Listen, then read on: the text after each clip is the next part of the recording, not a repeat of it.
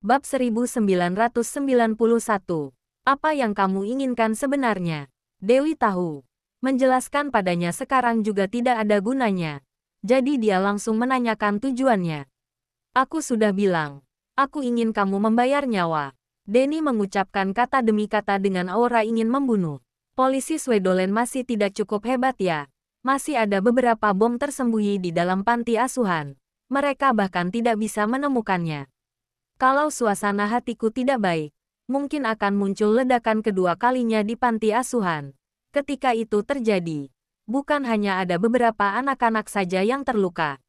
Dasar gila, gila, Dewi berteriak marah.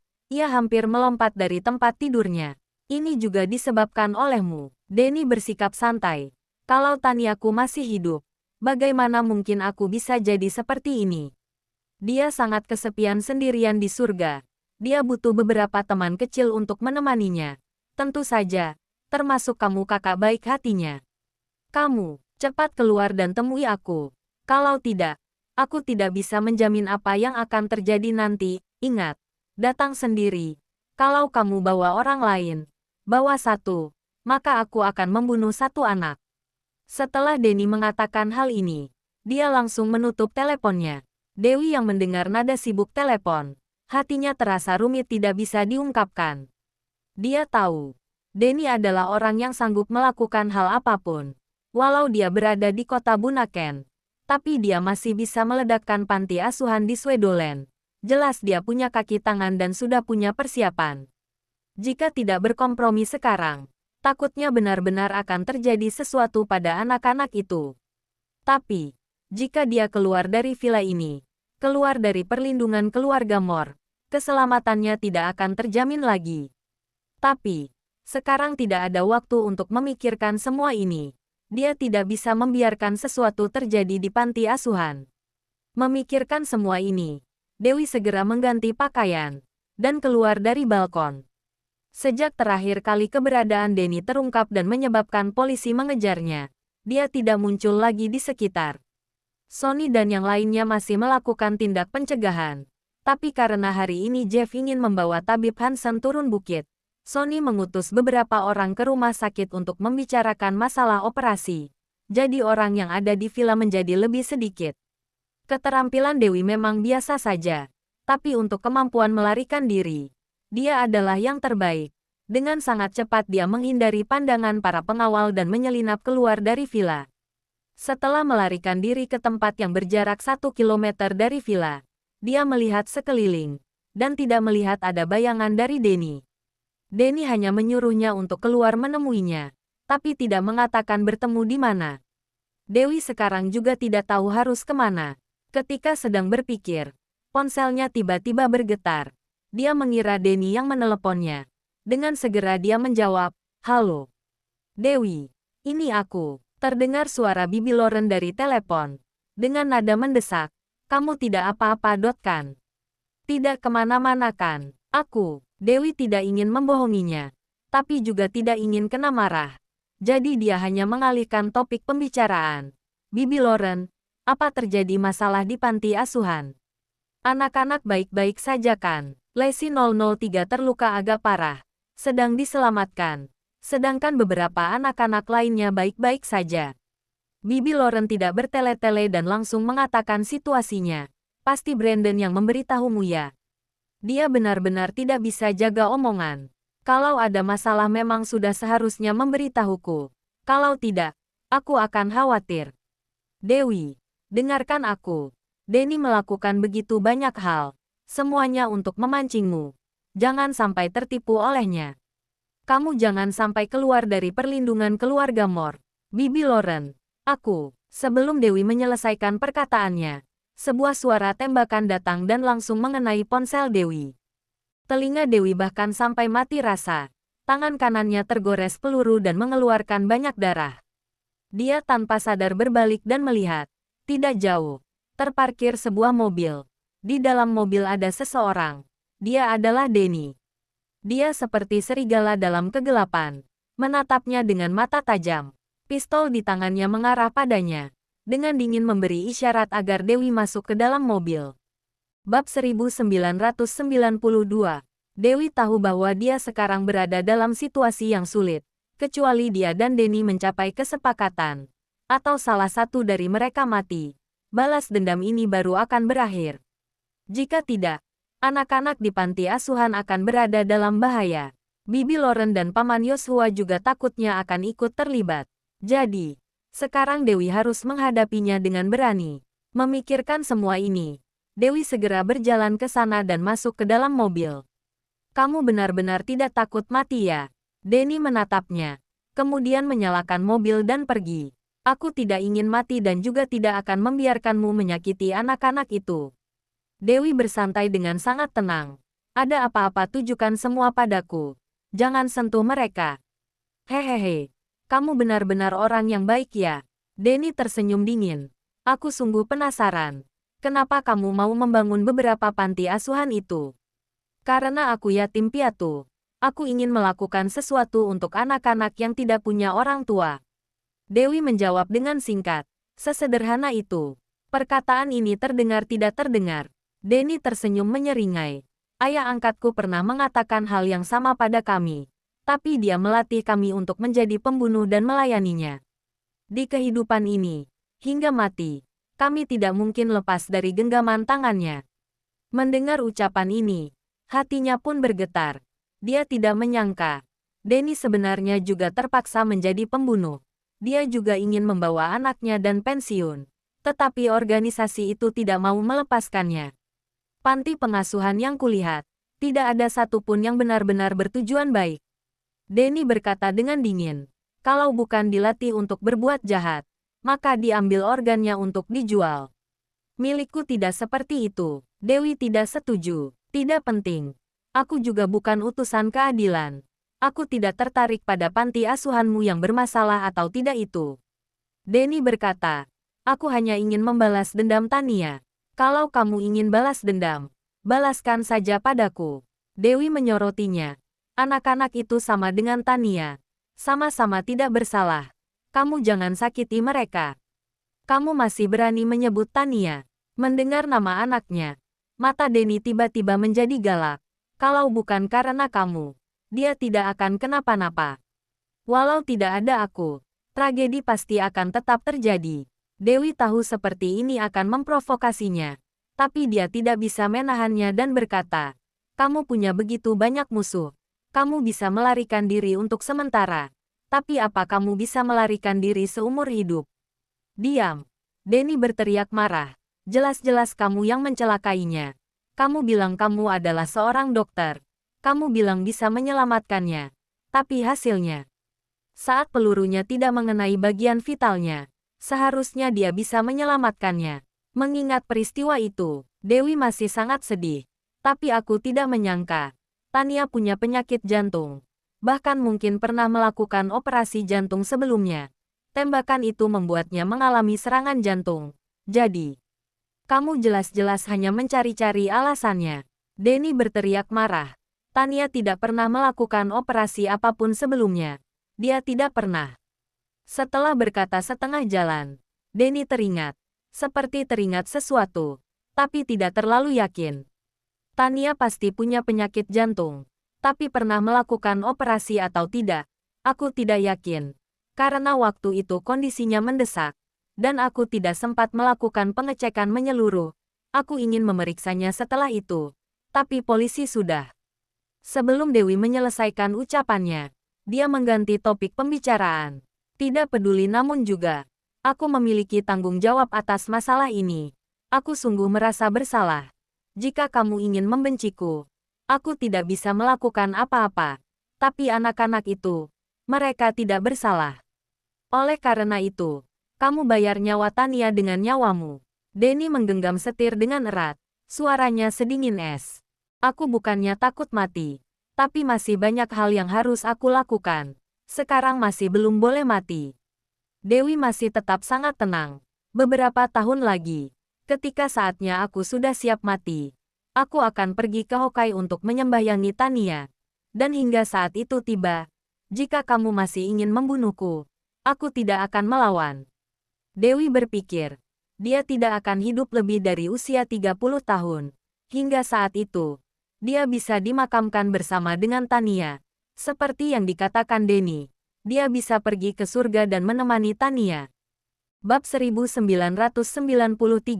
Konyol, tapi itu semua omong kosong yang ia dengar dari Denny. Alasan yang tidak masuk akal. Apa kamu pikir aku akan mempercayaimu? Kamu tidak bisa membunuhku sekarang. Dewi berkata dengan dingin. Aku sarankan agar kamu tidak keras kepala. Benarkah? Denny melirik ke kaca spion mobil. Ada sebuah mobil silver mengikutinya. Dia tahu, itu pasti orang keluarga Moore. Dia sepertinya sudah memprediksinya. Jadi dia bersikap sangat tenang. Tidak panik sama sekali. Hanya beberapa orang ini. Apa bisa merebutmu dari tanganku? Denny menyeringai mengejek. Bahkan kalau mereka berhasil mengejar, aku bisa saja membunuhmu lebih dulu. Demi Tania, aku sarankan agar kamu menyerah dan meninggalkan obsesimu. Dewi mengerutkan keningnya dan menatapnya. Hehe, kamu terdengar seperti malaikat yang akan menyelamatkan hidup. Denny merasa itu konyol. Kamu jangan lupa, kamu sekarang ada di tanganku. Dewi melihat kaca spion belakang dan berkata dengan tenang, kamu tidak akan bisa lari. Denny tidak menghiraukannya, menginjak pedal gas dan menambah kecepatan. Dewi tidak punya pilihan lain selain meraih pegangan untuk menstabilkan dirinya. Pada saat yang sama, di dalam hatinya dia juga mengagumi kemampuan mengemudi Denny yang bagus. Juga keahlian menembaknya yang bahkan lebih unggul. Jika tidak, tembakannya tidak akan menjatuhkan ponselnya saja dan hanya menggores tangannya. Makanya, orang seperti ini sungguh sangat berbahaya. Sepanjang perjalanan mobil menuju bandara, Dewi bertanya dengan curiga, apa yang ingin kamu lakukan? Membawamu ke Hawkeye. Denny menatap spion ke belakang dan berkata dengan dingin, aku ingin membunuhmu di depan makam Tania, menggunakan darahmu untuk memberi penghormatan padanya. Apa kamu yakin ini yang dia inginkan? Dewi tidak bisa berkata-kata. Denny benar-benar sudah gila. Denny sama sekali tidak menghiraukannya. Dia mengira, hanya dengan membunuh di depan makam Tania, barulah dia bisa berhasil membalas dendam Tania dan menyelesaikan misinya. Tidak peduli orang lain berkata apa, tidak ada yang bisa menggoyahkan tekadnya. Tapi dia belum bisa menyentuhnya sekarang. Jika tidak, akan terjadi ledakan kedua di panti asuhan. Namun, teleponnya tadi dengan Bibi Lauren terputus di tengah jalan. Bibi Lauren seharusnya mendengar suara tembakan. Bibi Lauren pasti akan menelepon kembali. Jika tidak tersambung, dia pasti tahu telah terjadi sesuatu. Dengan kebiasaan Bibi Lauren, dia pasti akan segera menelepon orang-orang keluarga Moore. Pada saat yang sama juga akan berpikir, Dewi sebelumnya diancam oleh Denny, dan sangat memungkinkan masih ada bahaya lain di panti asuhan. Jadi, berikan sedikit waktu pada Bibi Lauren. Dia pasti bisa menemukan bomnya. Langkah yang baik jika bisa membuat Denny lebih tenang sekarang. Mobil terus melaju ke arah bandara. Sonny dan rombongannya terus mengejarnya. Tetapi kemampuan mengemudi mereka tidak sebanding dengan Denny. Tidak peduli seberapa kerasnya mereka mengejar, tetap tidak bisa terkejar, dan jarak di antara mereka semakin menjauh. Sonny segera menelepon tim lain untuk mengepung di jalan lain. Pada saat yang sama juga menelepon Jeff untuk melaporkan masalah. Tetapi ponsel Jeff mati. Dia baru teringat, Jeff baru saja naik pesawat di kota tua. Sonny pun menelepon Jasper, tapi tidak diangkat. Dia sangat cemas karena tidak bisa meminta bantuan sekarang. Dia hanya bisa menyelesaikannya sendiri. Sekarang dia berdoa dalam hati agar Tuhan melindungi. Jangan sampai terjadi sesuatu pada Nona Dewi. Jika tidak, maka habislah dia. Denny mengemudi dengan sangat kencang. Dengan cepat dia membawa Dewi sampai di bandara. Langsung menyeretnya keluar dari mobil, dan berjalan cepat ke pintu keberangkatan. Aku tidak punya tanda pengenal. Tidak bisa naik pesawat. Dewi mencari-cari alasan untuk mengulur waktu. Denny tidak menghiraukan Dewi. Langsung menyeretnya masuk ke toilet pria. Beberapa pria yang ada di toilet terkejut. Enyahlah, teriak Denny. Beberapa pria itu ketakutan dan berlari keluar. Salah seorang pria maju, berniat bernegosiasi. Tapi disitulah, dia melihat sekitarnya yang menyeramkan. Wajahnya pucat, dan dia buru-buru berlari keluar. Denny menendang salah satu pintu. mengeluarkan sebuah tas tahan air dari tangki air. Membukanya. Dan di dalamnya ternyata ada tanda pengenal miliknya dan Dewi. Bab 1994. Ternyata kamu sudah punya persiapan dari awal. Dewi terkejut. Denny bahkan memalsukan tanda pengenalnya dan menyembunyikannya di bandara. Selama bisa menangkapnya, kapanpun bisa kembali ke negara Ricci. Patuh dan dengarkan aku. Kalau tidak, kamu tahu akibatnya. Denny mengancam dengan suara rendah, lalu langsung menyeretnya keluar. Dewi sekarang tidak berani melawan. Namun dia masih belum bisa memastikan panti asuhan sudah bebas dari bahaya atau belum. Bibi Lauren dan Paman Yoshua adalah agen rahasia dengan pengawasan yang tajam. Namun Denny masih bisa memasang bom di bawah pengawasan mereka. Bisa dibayangkan Denny dan kaki tangannya tidak mudah dihadapi. Dewi sudah lama mendengarnya. Di belakang Denny adalah sebuah organisasi Dark Knight, kerajaan kegelapan yang dipimpin oleh dewa kegelapan yang legendaris. Parker, hingga saat ini belum ada yang bisa mengusiknya. Bahkan negara Nusantara pun tidak sanggup. Oleh karena itu, Dewi tidak berani meremehkannya. Denny membawa Dewi mengurus prosedur dengan lancar. Setelah melewati pengecekan keamanan, mereka menuju ke pintu keberangkatan. Dewi sangat menurutinya sepanjang jalan. Tidak melawan. Melihat sudah akan naik pesawat, dia membuat alasan untuk pergi ke toilet. Ingin mencari seseorang dan meminjam ponsel untuk menelepon Bibi Lauren. Dia ingin memastikan, apa panti asuhan sudah berhasil lepas dari bahaya atau belum. Tapi Denny tidak membiarkannya pergi. Ia menekan bahunya serta berkata, kita akan naik pesawat. Di pesawat juga ada toilet. Aku ingin membuang air sekarang.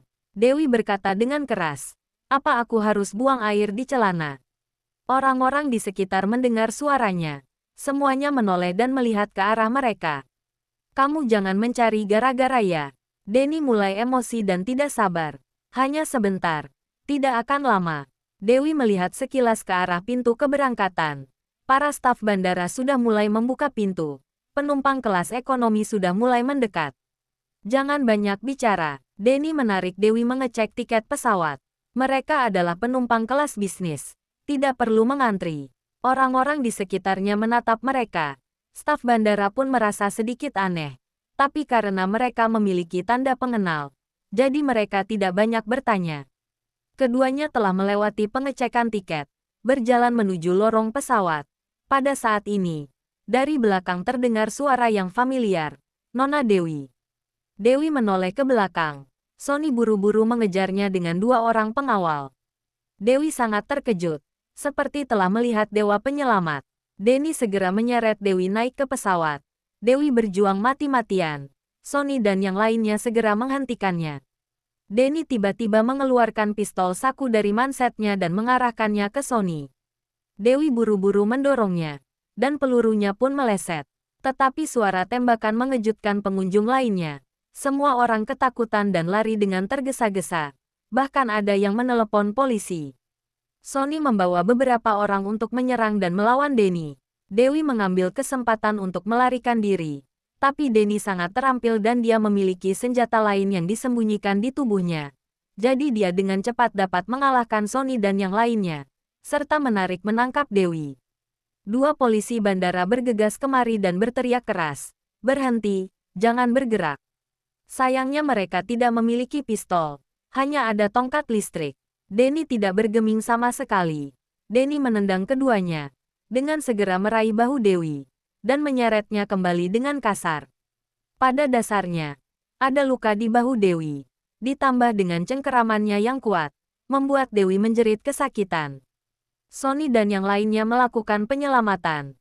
Denny langsung mengarahkan pistol ke kepala Dewi. Dan berteriak dengan marah. Kalau kalian mendekat, aku akan langsung menembaknya. Saat itu, semua orang tidak berani mendekat. Tenanglah. Apa yang kamu inginkan? Katakan. Kami akan memenuhinya. Jangan menyakiti Nona Dewi. Sonny berkata dengan cemas. Semuanya mundur. Denny tidak ingin banyak bicara dengan mereka. Jadi dia langsung membawa Dewi naik ke pesawat. Sonny dan yang lainnya mengikuti dengan hati-hati. Yang lainnya tidak berani mendekat. Staf bandara pun terkejut dan ketakutan. Ada orang yang diam-diam melapor polisi. Tetapi polisi tidak bisa datang secepatnya. Bab 1995. Denny menyeret Dewi naik ke pesawat. Seluruh orang yang ada di dalam pesawat ketakutan.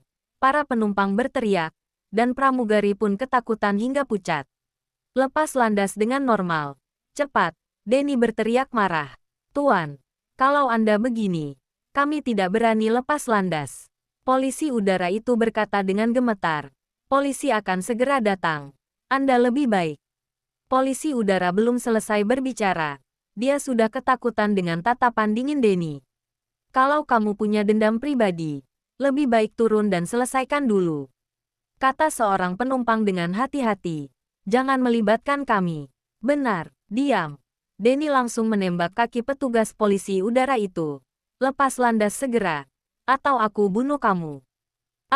Polisi udara jatuh ke lantai, dan berteriak dengan keras. Orang lain juga berteriak ketakutan. Dalam sekejap, di dalam kabin pun kacau. Ketua pramugari segera bergegas memberitahu kapten. Kapten tidak punya pilihan lain. Ia pun bersiap untuk lepas landas. Kamu sembarangan membunuh orang yang tidak bersalah. Apa kamu tidak merasa bersalah pada Tania? Dewi melihat polisi udara yang terluka. Kemudian melihat penumpang di sekeliling yang ketakutan. Di antaranya ada beberapa anak-anak. Meringkuk dalam pelukan ibunya. Gemetar ketakutan. Menangis tanpa berani mengeluarkan suara. Diam. Denny menekannya duduk di kursi. Aku beritahu. Lebih baik kamu bersikap baik. Kalau tidak, anak-anak yang ada di panti asuhan itu akan dikubur bersamamu. Dewi menyipitkan mata dan menatapnya dengan dingin. Dia mengepal tinju di tangannya. Tapi dia menahan diri untuk tidak emosi. Denny berhasil melewati pemeriksaan keamanan dengan membawa pistol. Berarti dia dapat memerintahkan kaki tangannya untuk meledakkan panti asuhan di Swedoland dari jarak jauh. Dewi sekarang tidak memiliki cara untuk menghubungi Bibi Lauren. Jadi dia tidak berani bertindak gegabah. Seorang pramugara menatap Denny dengan hati-hati. Dan bertukar pandang dengan beberapa rekannya. Mencoba memanfaatkan kesempatan untuk membujuknya. Mereka merasa, pistol mini yang ada di tangan Denny harusnya tidak memiliki banyak peluru di dalamnya. Jadi tingkat bahayanya tidak besar. Jangan mengira aku hanya punya satu pistol, dan kalian tidak merasa terancam. Denny sepertinya mengerti segalanya. Dia mengeluarkan tas dari tangannya. Di dalamnya terdapat berbagai bahan. Sebentar saja dia bisa merakitnya menjadi bom. Dia pun menyeringai. Bom ini cukup untuk meledakkan satu pesawat. Kalau terjadi sesuatu padaku, kalian semua akan ikut mati bersamaku. Wajah pramugara itu seketika berubah menjadi pucat. Tidak berani sembarang bergerak lagi. Penumpang lain bahkan tidak berani bernapas. Pesawat akhirnya lepas landas. Sekarang mulai siap terbang. Dewi mengerutkan kening. Hatinya cemas sejenak. Apa dia benar-benar akan kerici bersama Denny? Tentu saja. Sampai di sana baru melarikan diri juga bisa. Paling tidak dalam waktu yang panjang ini. Bibi Lauren seharusnya sudah menemukan beberapa bom itu. Anak-anak di panti asuhan juga seharusnya sudah terlepas dari bahaya. Tapi, jika seperti ini, maka akan melewatkan waktu operasi. Gurunya tidak mudah turun bukit. Dia belum tentu akan menunggunya di kota Bunaken. Dewi yang merasakan pesawat berjalan semakin kencang. Hatinya menjadi sangat cemas. Denny menyipitkan matanya. Dia merasa, selama pesawat tiba dengan lancar di Ricci, Dewi tidak akan bisa lepas dari genggaman tangannya. Tapi, saat pesawat hendak lepas landas, tiba-tiba kembali berhenti. Semua orang di pesawat menjadi sangat bingung. Melihat keluar jendela, tidak tahu apakah polisi datang, atau kapten ingin memperlakukan mereka, seolah-olah mereka sudah mati. Semua orang sangat khawatir. Apa yang terjadi? Denny berteriak marah. Kenapa tidak terbang? Kalian tidak ingin hidup lagi. Mengatakan hal itu, dia mengangkat senjatanya dan bergegas masuk ke ruang kemudi. Anda tidak boleh masuk. Seorang pramugari ingin menghentikannya, tapi dia didorong jatuh ke lantai. Denny bergegas masuk ke dalam ruang kemudi dan hendak mengancam kapten. Tetapi melihat pemandangan di depan matanya, dia tertegun. Di depan, sebuah pesawat pribadi berwarna silver berhenti di depan pesawat mereka, seperti elang yang gagah. Pesawat ini baru saja mendarat dan berhenti di depan kita. Kita tidak bisa lepas landas. Jelas sang kapten. Denny menyipitkan matanya, menatapnya dengan seksama, lalu terkejut. Ini adalah pesawat pribadi milik keluarga Moore. Bab 1996. Apa? Kapten tidak mengerti. Hindari dia. Lepas landas lewat jalur sebelahnya. Cepat. Denny buru-buru mendesak. Hah, sang kapten tercengang. Mana mungkin bisa? Kenapa tidak bisa? Cepat. Denny langsung mengarahkan pistolnya ke kepala kapten.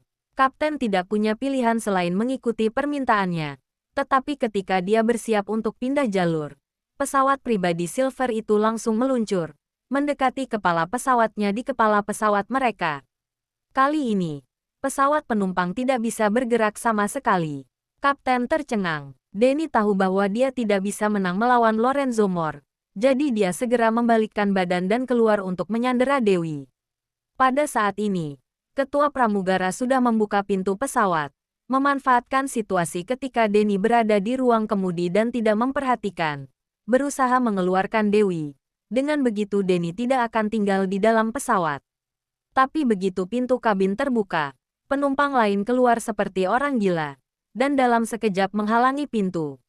Dewi bahkan tidak bisa melarikan diri sama sekali, dan langsung ditangkap oleh Denny. Semuanya minggir. Denny menembak ke arah kepadatan orang. Seorang bibi tertembak dan jatuh ke lantai. Darahnya berceceran di mana-mana. Yang lainnya ketakutan, berteriak dan berteriak di satu sisi, tidak berani bergerak. Jangan sembarangan menembak. Dewi buru-buru menghentikan, tetapi Denny tidak mempedulikannya sama sekali. Menyeretnya turun dari pesawat, dan kabur dengan tergesa-gesa. Baru berlari beberapa langkah, dia dihentikan oleh pengawal keluarga Moore. Belasan pengawal berpakaian hitam, berdiri tegap di hadapannya seperti sebuah dinding. Denny menyeret Dewi berlari ke arah lain, tetapi baru mulai melangkah, ia sudah berhenti lagi. Di depannya, sederetan pria berpakaian hitam perlahan menyingkir memberi jalan. Lorenzo yang berpakaian putih datang dengan gagah, tanpa senjata apapun di tangannya, melainkan seekor ular hijau kecil melilit di pergelangan tangan, memancarkan kilau menggoda seperti gelang zamrud. Ular kecil itu setengah berdiri, bagaikan sedang menatap beruang hitam dengan mata ganas, penuh niat membunuh. Rongrong, Dewi tanpa sadar memanggilnya. Lorenzo memutar matanya. Ia melakukan perjalanan ribuan mil untuk menyelamatkannya. Yang pertama ia lihat malah ular hijau kecilnya, bukan dirinya. Rongrong sepertinya mendengar panggilannya. Tubuh kecilnya yang melilit di pergelangan tangan Lorenzo sangat bersemangat. Dewi mengalihkan pandangannya, dan menatap Lorenzo. Ia pun melongo. Mungkin karena tinggi badannya, matahari pagi menyinari wajahnya. Dia setampan dewa, dan memperlihatkan matanya, menatap tajam dan gagah. Seolah-olah langit dan bumi berada di bawah kendalinya. Denny yang selalu tenang, kali ini, sedikit terpancar kepanikan di matanya. Atasannya berulang kali mengatakan kepadanya untuk tidak memprovokasi Lorenzo, tetapi dia tidak menurutinya. Dia malah mengatakan kepada atasannya bahwa Lorenzo mungkin hanya bermain-main dengan Dewi. Orang yang bangga terhadap dirinya sendiri, mana mungkin bisa memiliki perasaan tulus pada orang lain. Hingga sekarang dia baru menyadari bahwa dia sudah menyinggung orang yang tidak seharusnya dia singgung. Ini adalah balas dendam pribadiku, bukan urusanmu. Denny masih berpura-pura tenang. Dendam pribadi. Lorenzo membukakan matanya dengan mengancam. Kamu tidak tahu bahwa dia adalah wanitaku. Denny menatap Dewi, lalu menatap Lorenzo dengan sedikit ragu. Aku lihat, sepertinya kamu sudah bosan hidup. Lorenzo mengerutkan kening. Aura pembunuhnya tiba-tiba muncul. Paling-paling kita akan mati bersama. Bahasa Nusantara Denny terbatas. Jadi dia mulai berbicara negara Ricci. Mengambil bom rakitannya. Di matanya terpancar tekad untuk mati. Dia tidak takut mati. Hanya takut mati sendirian. Sedangkan Dewi masih hidup. Denny mengusulkan. Aku akan membawamu bertemu dengan Tania sekarang. Tania di surga. Kamu hanya bisa ke neraka. Dewi mengerutkan kening dengan dingin. Walaupun aku pergi ke neraka, aku pasti akan membawamu juga ke neraka. Denny berkata dengan dingin. Juga anak-anak di panti asuhan itu. akan dimakamkan bersamamu. Mendengar ucapan ini, wajah Dewi berubah drastis. Dia bertanya dengan cemas, bom di panti asuhan ada di mana? Bab 1997. Sebelum Dewi selesai bicara, Denny menarik penutup bomnya. Pada saat bersamaan, ular hijau yang ada di tangan Lorenzo tiba-tiba terbang ke sana, menggigit tangan Denny dengan keras. Rasa sakit yang menusuk datang. Denny berteriak dan melepaskannya. Bom terjatuh. Lorenzo langsung menendang bom itu. Duar. Bom meledak di udara dan tidak melukai siapapun. Tetapi Dewi dikejutkan oleh ledakan bom itu. Rasa sakit yang hebat datang dari kepalanya, dan darah perlahan mengalir keluar dari telinga. Denny ingin menangkapnya lagi, tetapi Lorenzo mencengkeram lehernya dengan kuat. Dia berteriak dengan marah, "Kamu berani menyentuh wanitaku? Cari mati!" Denny mengerang kesakitan. Matanya menjadi putih. Melihat Lorenzo yang akan mencekiknya hingga hampir mati. Dan teringat bom di panti asuhan yang kemungkinan masih belum ditemukan. Dewi segera menghentikannya. "Hentikan!" Lorenzo melonggarkan tangannya. Denny jatuh ke tanah. Ular hijau kecil kembali melilit lehernya dan menggigitnya dengan keras. Denny berteriak dengan keras, menarik ular itu dengan sekuat tenaga, kemudian melemparnya. "Bom yang ada di panti asuhan sebenarnya ada di mana? Cepat katakan." Dewi melangkah maju untuk bertanya. Denny mengambil kesempatan untuk mengeluarkan pistol mini dan mengarahkannya ke kepalanya. "Awas!" Lorenzo buru-buru menarik Dewi. Peluru mengenai lengannya. Darah berceceran. Jasper dan yang lainnya hendak melangkah maju untuk menahan Denny. Tetapi Denny segera menembaki mereka. Jasper dan yang lainnya segera mengelak. Denny memanfaatkan kesempatan ini untuk melarikan diri dengan panik. Jasper segera membawa orang-orang untuk mengejarnya. Polisi pun datang dan bergegas mengejar Denny. Lorenzo membawa Dewi segera masuk ke mobil dan pergi. Di dalam mobil, sakit kepala Dewi kembali kambuh. Tapi dia masih memegang lengan baju Lorenzo dan dengan cemas berkata, "Kita harus menemukan Denny dan menemukan lokasi bom yang ada di panti asuhan." Lorenzo segera menyuruh Jasper mengurusnya. Pada saat ini, dia baru sadar bahwa Dewi juga memiliki kelemahan. Dalam perjalanan, Jeff menelepon untuk melaporkan bahwa tabib Hansen sudah dibawa ke rumah sakit kasih di kota Bunaken. Semuanya sudah diatur dengan baik, dan operasi dapat dilakukan setelah istirahat sejenak. Lorenzo segera memerintahkan untuk menuju ke rumah sakit kasih. Di tengah perjalanan, ketika hampir tiba di rumah sakit, Jasper berhasil menyelidiki masalah di panti asuhan dan segera melapor. Ternyata Nona Dewi telah membangun lebih dari 100 panti asuhan dan berpartisipasi dalam Saint Foundation. 2 hari belakangan ini, 3 panti asuhannya di Swedoland secara berturut-turut mengalami ledakan, yang kemungkinan besar merupakan perbuatan Denny. Mendengar semua ini, Lorenzo sangat terkejut. Dia selama ini berpikir bahwa Dewi hanyalah tabib biasa, dan keserakahannya terhadap uang adalah karena sifat wanita. Sekarang dia baru tahu, ternyata obsesinya terhadap uang semuanya demi panti asuhan. Dan kelemahannya adalah anak-anak yang ada di panti asuhan. Sedangkan masalah dendam antara Denny dan Nona Dewi sementara masih belum diketahui. Tapi hal yang pasti adalah setengah jam yang lalu, polisi Swedoland sudah berhasil menemukan bom yang tersembunyi di panti asuhan berkat bantuan 2 orang staf. Jasper berkata dengan sedikit emosi, "Jadi, Nona Dewi diancam karena anak-anak itu." "Tidak apa-apa." Lorenzo yang melihat Dewi aman di pelukannya, tatapannya menjadi lebih lembut. "Hubungi orang di Swedoland. Suruh mereka menjaga anak-anak di panti asuhan. Juga pilih beberapa orang yang handal. Minta untuk melindungi secara diam-diam." "Baik." Jasper segera mengaturnya. Tetapi tiba-tiba dia teringat sesuatu dan segera berkata pada Lorenzo, "Oh iya, Tuan. Apa Anda ingat aku pernah melaporkan bahwa Nona Dewi sepertinya memiliki hubungan dengan tabib Hansen? Nona sepertinya sangat tidak ingin tabib Hansen sampai tahu identitasnya." "Baiklah." Lorenzo memerintahkan Sonny, "Panggil Jeff kemari. Juga mengobati lukanya." Jeff datang tergesa-gesa kemari. "Tuan." Bab 1998. Sedang istirahat, Jeff berkata dengan suara rendah. Beliau berkata, dia hanya melakukan operasi tahap akhir. Yang lainnya, Biarkan orang lain yang mengurusnya. Karena itu aku menghubungi Dr. Heidi dan menyuruhnya kemari dan menunggu. Dia adalah dokter handal. Lebih leluasa melakukan pemeriksaan dan pengobatan. Bagus. Lorenzo menganggukkan kepala. Wiwi tidak ingin orang lain melihat wajahnya. Kamu sampaikan itu pada Heidi. Hah, Jeff tercengang sejenak. Kemudian segera menganggukkan kepala. Baik, Jeff menyampaikan dengan jelas situasinya kepada Heidi. Walaupun Heidi tidak begitu paham, tapi dia tetap menjalankannya. Karena dia sudah mendapat bayaran yang sangat tinggi untuk pengobatan ini. Operasi akan segera dimulai. Heidi minta Jeff dan Lorenzo meninggalkan bangsal. Tapi Lorenzo malah tidak tenang. Dia meminta orang memasang tirai. Dia duduk di belakang tirai dan menunggu. Yang lain semuanya mundur.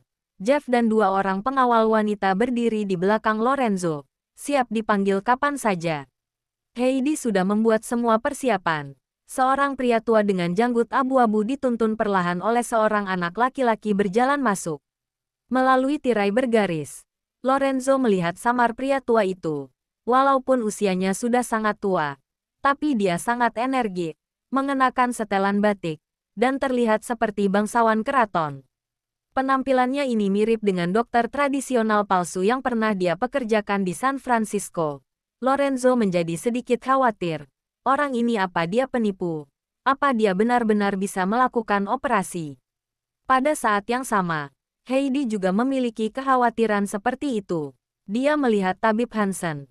Dia tertegun sejenak, kemudian bertanya dengan bahasa Inggris. Tuan, operasi ini tingkat kesulitannya sangat tinggi. Bahkan aku saja tidak berani menjamin. Apa Anda yakin Anda bisa? Dokter wanita yang satu lagi menerjemahkan perkataannya. Dan pada saat yang sama, ia juga menatap tabib Hansen dengan keraguan. Tabib Hansen bahkan tidak marah dan hanya berkata dengan ringan. Aku juga tidak bisa menjamin 100%. Awalnya aku sudah menolak. Kalian yang memaksaku kemari. Dokter wanita itu terkejut ketika mendengar kalimat ini. Heidi bertanya tentang situasinya. Dokter wanita menerjemahkannya untuknya. Ia pun tampak tidak percaya. Astaga, apa Anda sedang bercanda denganku? Ini masalah nyawa. Ditambah lagi, Nona Dewi merupakan tunangan Tuan L. Ketika dokter wanita ingin menerjemahkan, tabib Hansen langsung bertanya, kamu memanggilnya apa? Nona Dewi. Walaupun tabib Hansen tidak terlalu bisa bahasa Inggris, tapi karena dia pernah mengobati beberapa orang penting di luar negeri, dia mengerti beberapa kata sederhana. Dia dengan jelas mendengar bahwa dia memanggil pasien ini dengan sebutan Nona Dewi. Dokter wanita menerjemahkan apa yang dikatakan oleh tabib Hansen pada Heidi. Oh, ini. Ketika Dokter Heidi ingin menjelaskan, tiba-tiba ia teringat pesan Jeff. Tidak boleh membiarkan orang lain tahu nama dan wajah Dewi. Jadi dia mengubah perkataannya. Sekarang waktunya mendesak. Ayo lakukan operasi lebih dulu. Setelah jeda, Heidi bertanya dengan cemas. Tuan, apa Anda benar-benar mampu? Kalau operasi ini sampai gagal, konsekuensinya akan sangat berat. Tuan, Dokter Heidi bilang. Mari kita coba. Aku juga sudah beberapa tahun tidak melakukan operasi. Perkataan dokter itu belum selesai diterjemahkan. Tabib Hansen sudah memakai kacamata bacanya, menggulung lengan bajunya, mengenakan sarung tangan, mengambil pisau bedah, dan memulai operasi. Heidi yang melihat tabib Hansen melakukan operasi dengan mengenakan kacamata bacanya, menjadi semakin panik dan tidak berhenti berkata, OMG, OMG. Dokter wanita itu buru-buru pergi ke belakang tirai dan menanyakan apa pendapat Lorenzo. Pada saat ini, Lorenzo mengerutkan kening. Ekspresinya gelisah. Dia juga khawatir. Apa tabib tua ini benar-benar bisa melakukannya? Nona Dewi sebelumnya pernah berkata, penyakitnya hanya tabib legendaris ini yang bisa mengobatinya, dan meminta kita agar tidak khawatir. Jeff membuka pesan singkat di ponselnya dan memperlihatkannya pada Lorenzo. Memang benar bahwa Dewi yang mengirimkannya pada Jeff.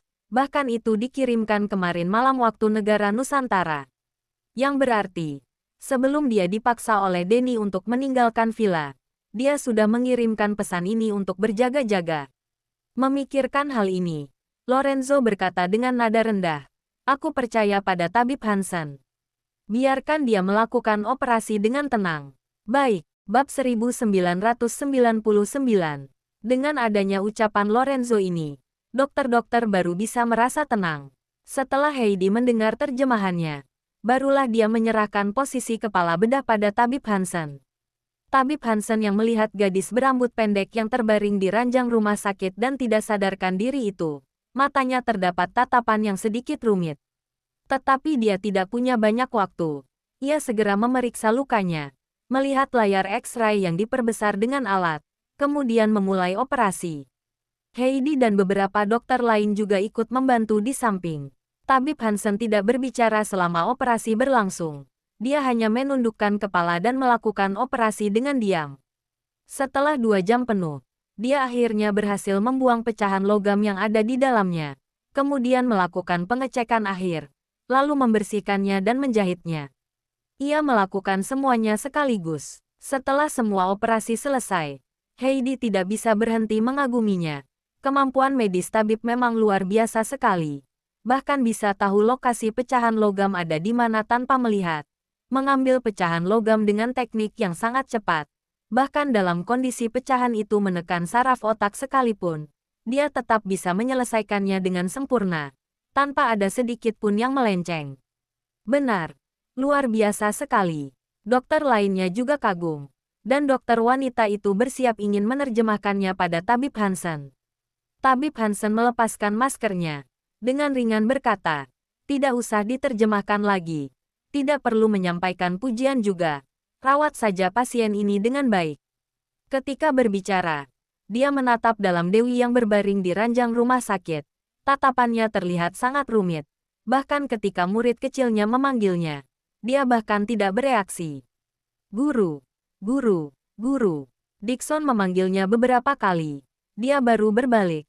Hah, kita sudah harus pergi. Dixon mengingatkannya dengan suara kecil. Ya, Tabib Hansen melepaskan maskernya tanpa sadar. Tetapi matanya tertuju ke tirai dan bertanya. Yang berada di belakang tirai. Bisakah kamu keluar sebentar? Kita bicara. Pada saat ini, Lorenzo hendak berdiri dan mengenakan pakaian steril dan hendak menemui Dewi. Mendengar ucapan ini, dia berhenti, memberi sebuah isyarat agar Jeff dan yang lainnya melindungi Dewi. Kemudian berkata pada Tabib Hansen, "Silahkan Tabib Hansen." Jeff sebelumnya sudah melaporkan terlebih dahulu. Dewi telah berulang kali mengatakan agar memperlakukan tabib dewa ini dengan hormat seperti dia memperlakukan ayah Lorenzo. Saat itu Lorenzo malah mengerutkan kening dan berkata, "Omong kosong," tetapi sekarang dia memperlakukan Tabib Hansen dengan hormat. Dixon menuntun Tabib Hansen keluar. Lorenzo juga berjalan keluar dari bangsal. Keduanya bertemu untuk pertama kalinya. Anehnya malah terdapat rasa keakraban yang tak bisa dijelaskan. Seolah-olah mereka sudah pernah bertemu satu sama lain sebelumnya. Tabib Hansen memandang Lorenzo dari atas ke bawah. Lorenzo juga memandangi beliau.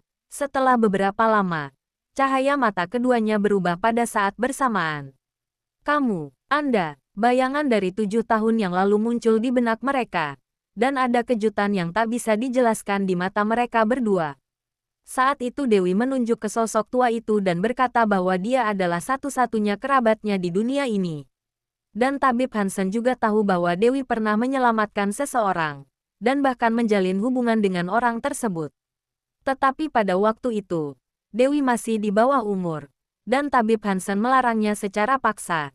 Tidak boleh terlalu banyak berhubungan dengan dunia luar, bahkan menyuruhnya untuk merahasiakan identitas diri sendiri, hingga nama aslinya pun tidak boleh diberitahukan kepada orang lain.